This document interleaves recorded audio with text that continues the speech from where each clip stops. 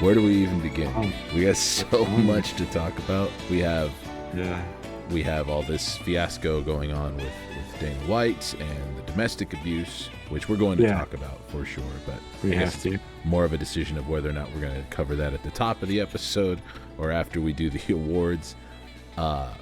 We woke up this morning to news that Jake Paul signed with the PFL. PFL, dude. That's the one thing we've been working on this list, or I mean, you've been working on this list, doing an amazing job, and it's like, what the fuck now that wow, where do we even go, Matt? I was like, it's like so much. It overwhelmed me because it's like, who's he gonna fight?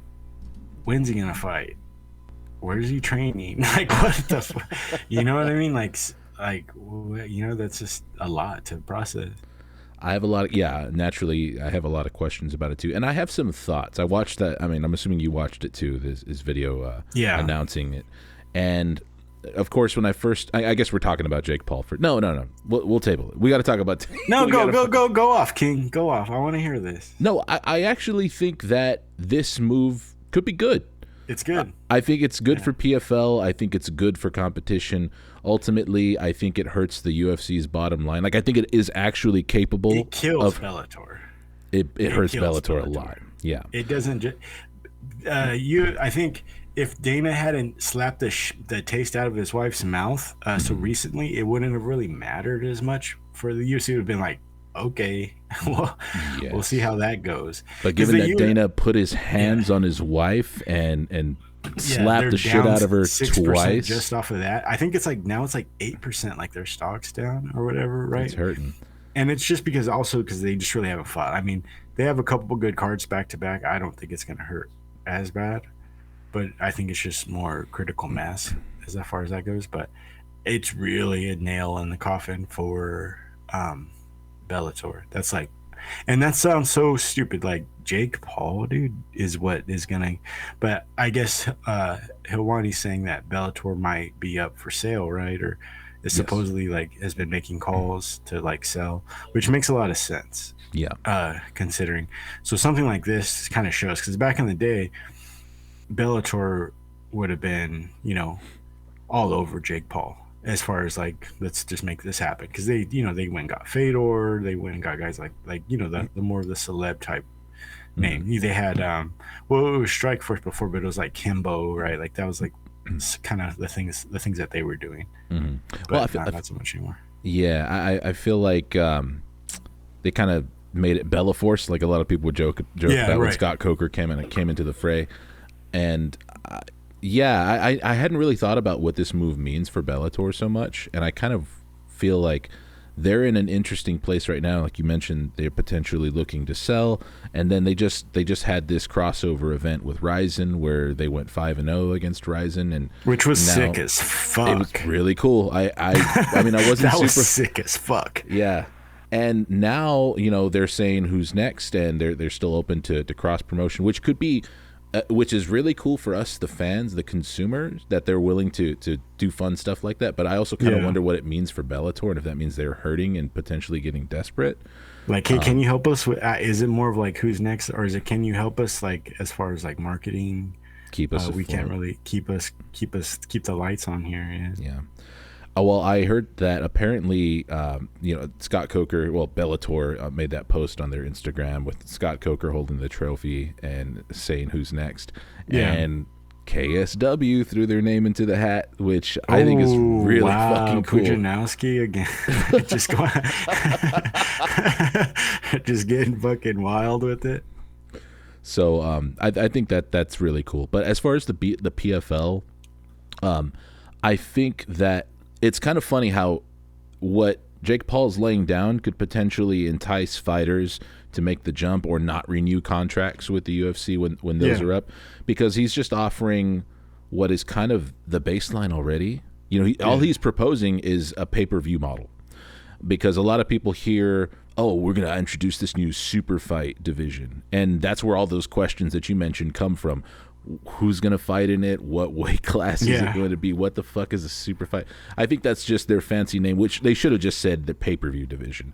Because it's the super fight as the fucking um, the job. Let's call The it job, the yeah. job down fights. How Yeah, about that? if you'd like to graduate into the super fight division, kindly job to the influencer, please. Yeah. But I think it's so much less about Jake Paul fighting in the PFL. A lot of people are hanging their hat on that, like, whoa, fuck, he's gonna make the jump into MMA, he's gonna fight MMA. I don't really care who he fights. I mean, that Nate Diaz fight, I think, is probably going to happen if that's where it needs to happen for Nate to get that fight. But I think it's more a matter. I think it's just I'm more interested in the fact that he's going to bring eyes to an established product, and what I want to know, because they said 50% revenue share in pay-per-views. Can you get enough fighters to make the jump to make that worth it? And then they also said, hey, you can wear all of your own sponsors. You can get your, promotional money. You don't have to wear what the UFC tells you to wear. You don't have to promote what the UFC tells you to promote. That's also enticing. But I want to know what is my biggest question is, how long is this going to last? Like, how long does this need to go on for them to consider it a success? Or is Jake Paul going to be on for like 3 pay-per-views, and once they see that this isn't going to be a money-making machine right away, is he going to dip and do his own thing elsewhere? I think the longevity of it and their ability to build up a roster of fighters that people are going to be interesting is going to be the most important part about this being a success. And I guess whether or not Jake Paul actually locks horns with Nate Diaz in the PFL cage is going to be a big part of that.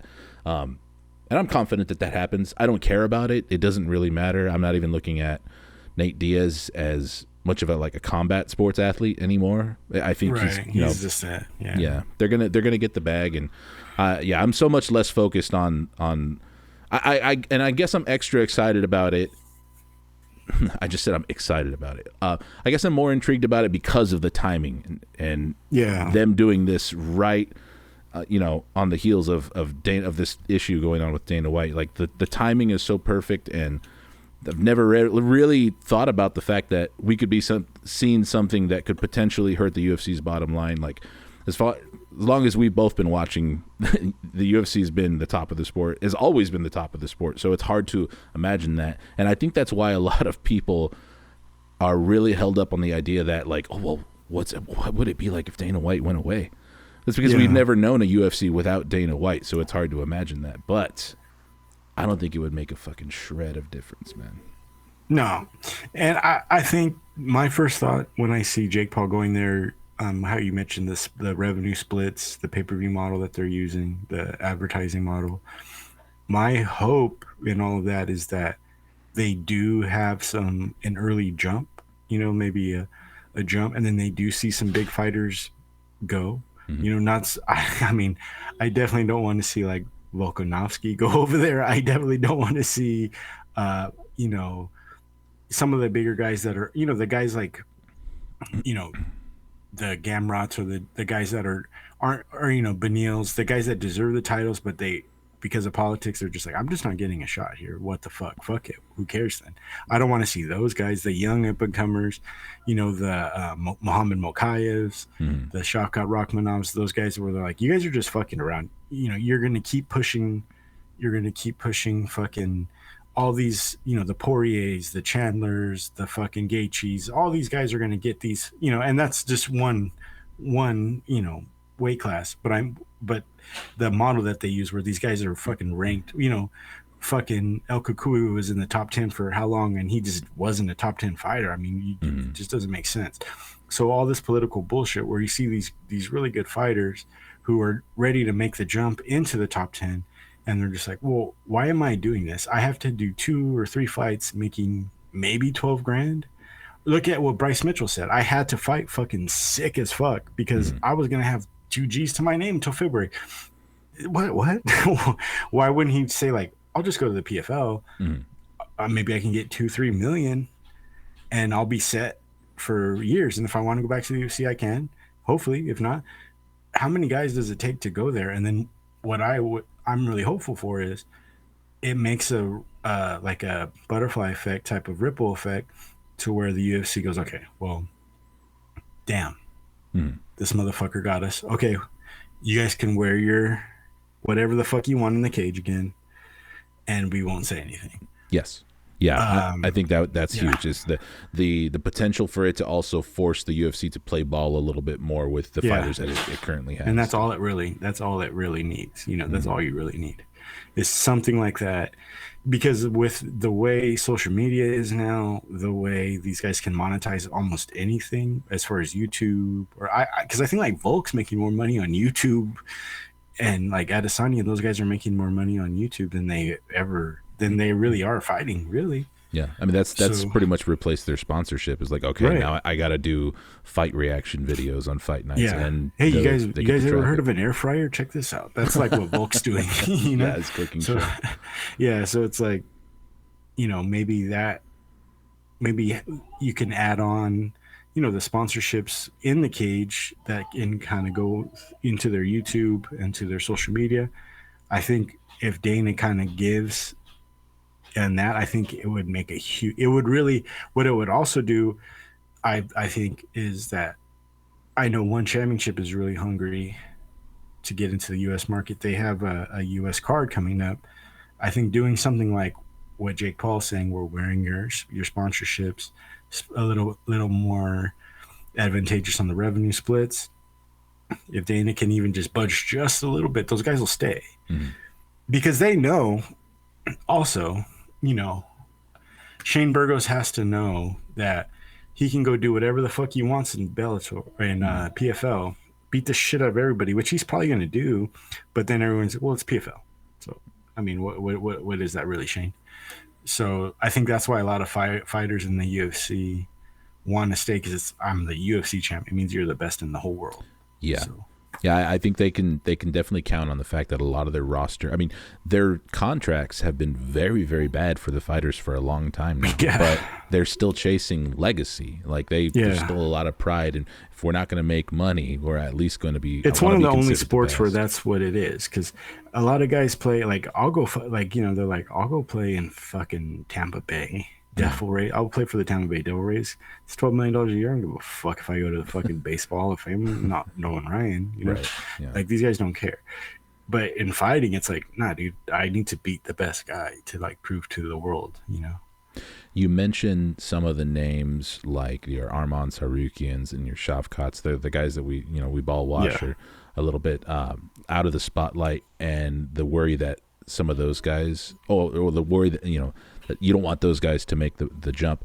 Is there any concern that those could be exactly the kind of guys who would be looking to make the jump because they're not given a real path to contendership compared to some of the other more influential fighters on the roster? No. Now that you say it, I hope some of them do, because the UFC is going to be like, fuck, we've put a lot of money into their development, into making them stars, and now which they kind of don't. But that's what they're gonna say. I can definitely see Dana shitting on fighters on their way out to PFL. Like, fuck you, dude. We put you on fight night main events. We put you in this video game. We have the PI. You can come anytime.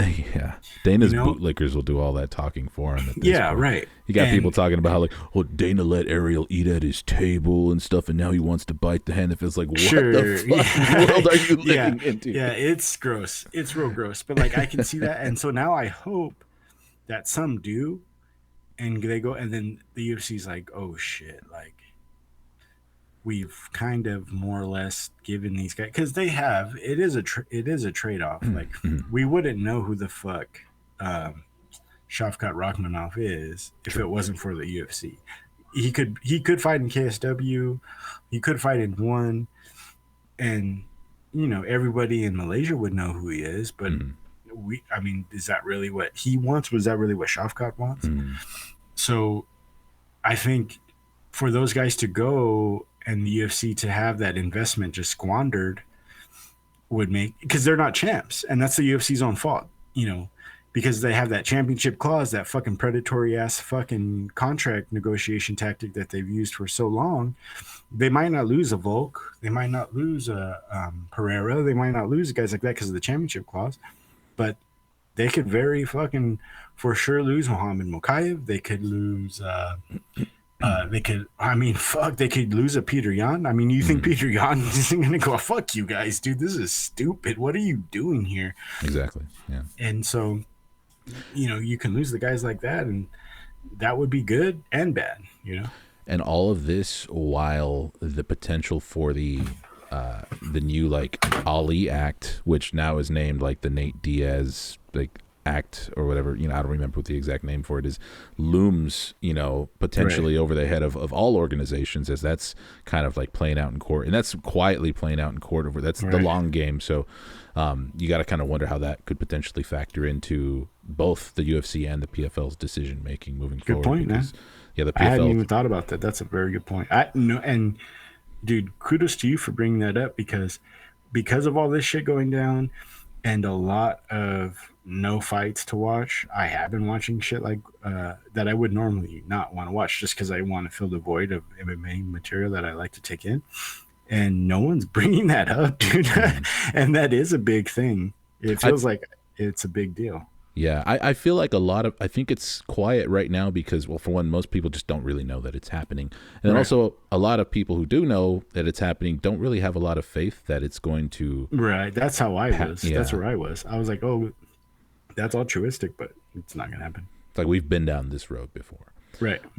But I guess my final thoughts about the Jake Paul and the PFL and that whole situation, they're like, I'll wait to see what's going to happen with Jake Paul specifically. But if they're going to be kind of growing the roster, I kind of would like for them, and I think it would be more practical for them to focus on a few divisions. Like Yes. Good point. don't think like you're gonna fill up, and have all the same divisions as the UFC. Like, don't be afraid to be like a WEC. Be like, hey, this is a haven for lightweight fighters. We're focusing on flyweight up to And Chicken welterweight. Hawk, the heavy, the lightweight division in the UFC, the bantamweights, like fucking Chicken Hawk, the ones where the guys in the that are top 25 Hmm. just go say, hey, dude, you can come over here and you're gonna make more than the champ. Why the fuck not, dude? Yeah. Askar Askarov, they Right. granted his release a few months ago, and he would be right up their alley. So, and I think that's just where there's the most concentration of talent. That's where Mm-hmm. you have the best. Like you can cut the UFC's lightweight division in half, and half of it can go over to PFL or any other promotion, and the UFC's lightweight division will still be stacked. Like they're not Yeah. going to be hurting. Right. We'll be like, oh fuck, this guy's gone, and now we'll probably never see this matchup or whatever. But there's the pie is big. There's a Yes. lot to go around. So, all right, let's talk about this Dana White thing. I think Yeah. anybody who watches or is kind of like tuned into MMA media has probably they kind of know every angle of this thing already. So we're just kind Yeah. of doing this for ourselves to get our thoughts out there, I guess. And I wanted to ask you, what do you think should happen, and what do you think will actually happen? Nothing will happen. It'll be like, remember that shit? Hmm. What the fuck? Um, it's like fodder for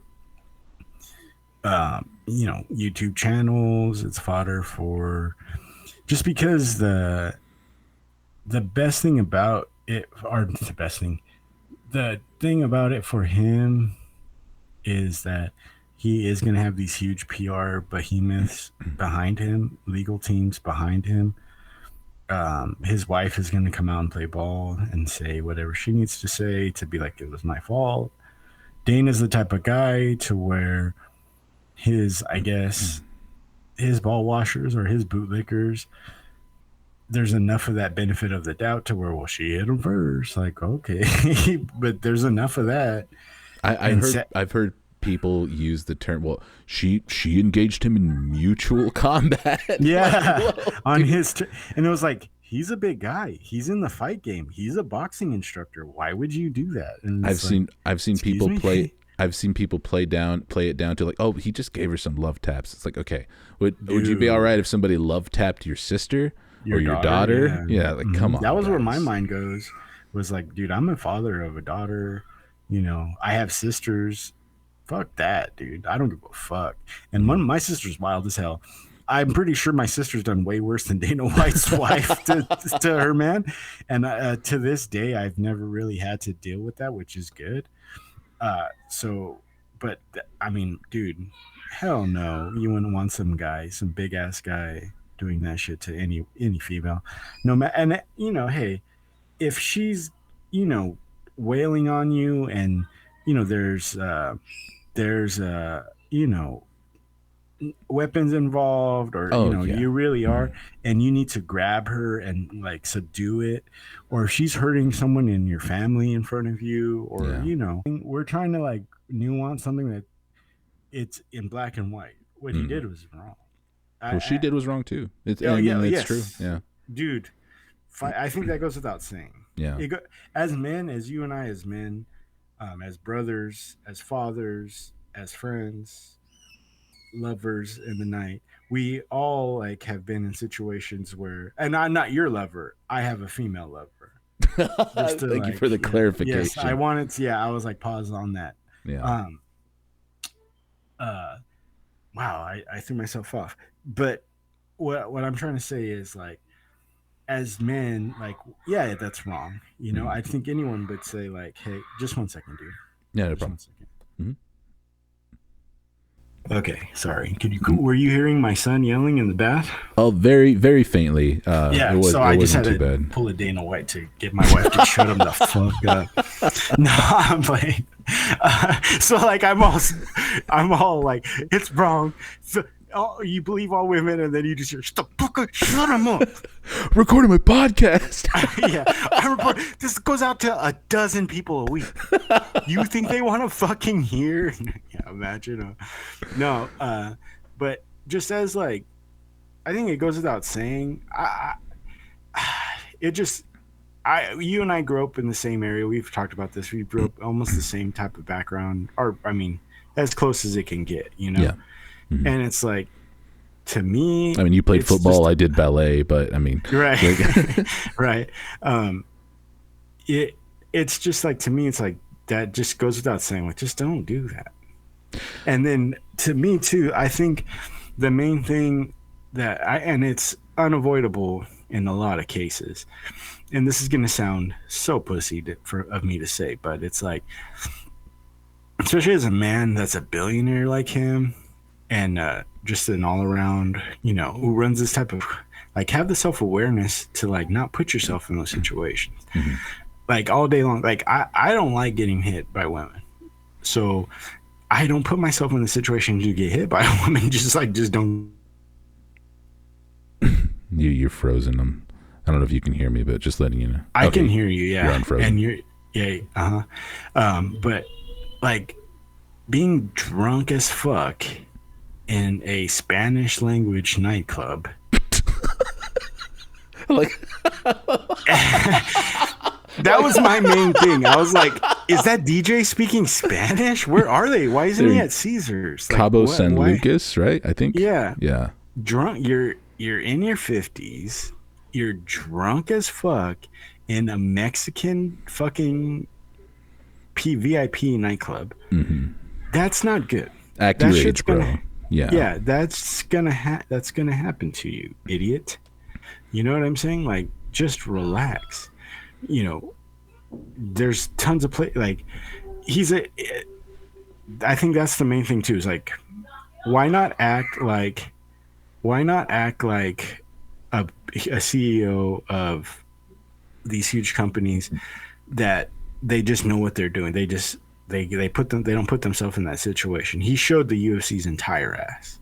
Yeah. So it's like, you have to kind of like know how to navigate that. So, And if you're a female working for the UFC, like, here's the thing. I don't even think, like, if Megan O'Leary or Laura Sanko, if they don't want to make a comment about this, it's their right to not. They shouldn't have to deal with this. You know what I mean? But it just sucks because it's an online sport, and they're going to be the target of it. People are going to be butting in on whatever they're trying to, you know, push, and be like, well, why aren't you talking about your boss? Because they fucking can't. They really, you know, it would be. I would like them to. It's all good and everything, but it's an unfair amount of pressure to go and put on his subordinates because he doesn't want to face any kind of music or face, you know. And you have Kevin Isle of Yahoo Sports saying that. You mentioned it briefly about the TMZ. and how they handled the story, and a lot of and this isn't like originally my thoughts or my observations. I've heard other talking heads around the MMA media talking about it, but TMZ really packaged this very carefully and favorably for Dana White. They did, yeah. They made sure that they got his statement before they even dropped. Huh? Yeah, and Kevin, I'll read the first. I'll Kevin Isles, like the opening of his article. Let's see, where am I at? Of all the good White has done in this world, championing numerous charitable causes. There we go. Creating thousands of jobs, privately going out of his way to help scores of needy, ill, and down on their luck people. He undid a lot of that when he chose to slap back after his wife first slapped him. So, dude, like there are people in the media who not just chuds on Instagram who are actively kind of, I mean, they're not straight up defending Dana White here, but they're handling him with kitten mittens, and they're giving him every opportunity to kind of just brush this under the rug, hopefully. And it's not helped by the fact that there's a ton of big news in sports, not just in mixed martial arts, but I mean, just burying it. I mean, you have what happened in the Bengals Buffalo game the other day. I mean, that was all over the news. I mean, that's gonna command a lot more attention. Fucking Phil Baroni potentially killed his wife and tried to flee to Mexico. Like, dude, there's at the very, if nothing else, we could say there might be a domestic violence problem in mixed martial arts. I don't think it's too much of a stretch for me to say that, and I don't think I'm being hyperbolic when I say that either. But yeah, man. Oh, and then Kevin Isle proceeds to say, and this was in his in the header of the article, that Dana White needs to briefly step away from the UFC, and then he suggests that he should step away for a month or so. Yeah, hey, guy. It's a month between UFC pay-per-views. What does that even mean? Like, he already steps away for months at a time. Like, he's not at fight night press conferences anymore. Like, that's nothing. Yeah. That's a slap on the wrist. Unfortunately, it's going to be, he's his own judge and executioner in this deal. And the thing that I go to is, as a baseball fan, I'm a big San Francisco Giants fan. And one of their presidents, not the owner, but a guy who's like a front face for the ownership group, was on camera, and it wasn't as striking as, like, or for lack of a better term, it wasn't as like outrageous as what Dana did. Mm-hmm. And he was the one that provoked it. But I think his name is Larry Bear, and he like grabbed his wife, like she was yelling in public, and he like grabbed her and like put her in her chair and like got her to like stop, and they were like, everyone was like, dude, what in the fuck? And he was gone for like a long ass time, and it was like band-aided. You had to go to these, you and your wife need to go to this counseling. You guys you yourself have to go to these like anger management. You need to, like, you're away from the team without pay. You're going to, whatever your salary is, the proceeds of your salary are going to go to like this domestic. And they, not to say that they handle it super well, but like I was at one of their last games this last year, and my sister was like, hey, that's the owner. He's like sitting right by us. And I was like, check this video out. And she was like, what the hell? But like, I think this was, and this happened in like I want to say 4 years ago or something. And he's just starting to like show up to because that's what was his big thing. He was always like, dude, the owner sits right there with everybody. Larry Bear's right there. That's so cool. And so now he's finally starting to do that again, and that's like 5 or 6 years later, so that's not to say, and what he did was really just kind of like, hey bitch, chill, like sit down. Like he kind of like grabbed the back of her arm and was like, sit down, bitch. So it wasn't like straight up fucking slapping her and throwing her to the ground. So it really sucks. It's just another thing that the UFC is so behind on, is that there's no he is the fucking governing body. Exactly. Yeah. Then no one's gonna like serve Dana his walking papers. He serves people their walking papers. So I don't even know what that process would have to look like. And then Ariel mentioned like that Endeavor ownership group was like, I don't know, watch TMZ. Like, Yeah. what do you want me to fucking tell you? Yeah, So, when people have been answer. reaching out for comments, the UFC Yeah. themselves said, please refer to the TMZ article. It's like, yo. Yeah. Whoa, that was the craziest thing. And can we talk about Ariel for a second though? Like, I think it kind of goes hand in hand of just like didn't care about him. Didn't care or watch, because sometimes he'll have these, like, he'll pull clips and he has the biggest fighters during the biggest weeks, the biggest events. So it's kind of, you can't be into MMA without really running into him. But damn, he's been fucking killing motherfuckers lately, dude. That shit's crazy. Yeah, and I'm glad too, because I don't watch everybody or follow every journalist that covers mixed martial arts, but in situations like this, I think you need somebody who, for one, isn't worried about Dana revoking their meal ticket or the way their means of making money in this sport, because at this point, like, he has enough pull that even if Dana tried to get every fighter on the roster to blackball him, it's just not going to work. So I think that's important. And a lot of people like to criticize Ariel and call him an instigator, which he totally is. He has instigated, but this is fight sport, and I think a lot of fighters can stand to do a little bit more instigating, and I think for the same thing that they criticize him for, they don't realize how much that's potentially actually helped fighters. And I get it. It may have also blindsided some of them, because you get into the fight game to fight, to be a combat sports athlete, to perform in a cage, and then suddenly you're blindsided by potentially having to deal with this drama in the public. And I think, a lot of people probably underrate the fact that MMA fighters aren't schooled for, like, speaking to the media or PR or any of that stuff. So I know that that could potentially be very, very jarring for fighters, and it's probably rubbed people the wrong way.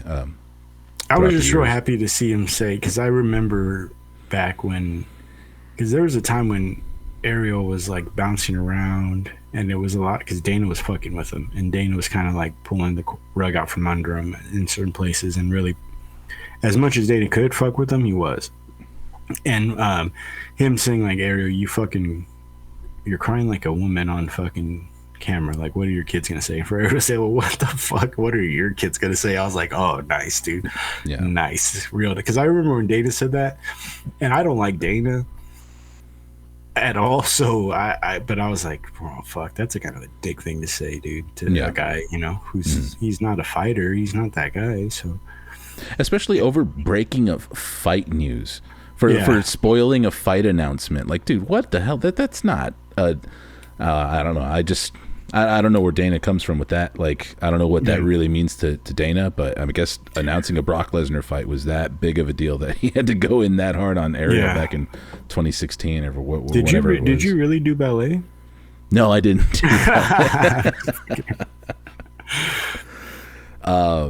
On the Dana topic, I guess the last thing I'll say, and to, like, address the people who come in with who are really, really hung up on the idea that she slapped him first, because I know there's a lot of people. There's those people who are just saying, well, she did slap him first, who might just kind of be aren't looking at it from a certain angle. And then, of course, you have the people who, like, go out of their way to say, well, like, equal rights, equal lefts, and those are just incels. So I'm not addressing those people. But for people who are hung up on the fact that she hit him first and thinking that, like, well, punishment needs to be fair, and I've heard people say, like, oh, if he's going into the penalty box, then so does she.